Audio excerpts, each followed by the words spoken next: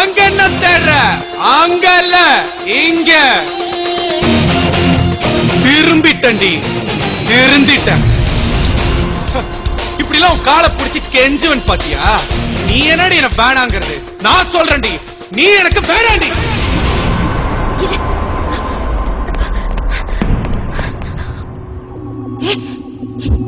என்ன பேசுறீங்க? நான் சும்மா சொன்னேன். உன்னை லவ் பண்ணலன்னு சும்மா சொன்னேன். அப்படியா? சும்மா. ஆனா நான் உண்மைதான் சொன்னேன். உன்னை லவ் பண்ணலன்னு உண்மையா சொன்னேன்.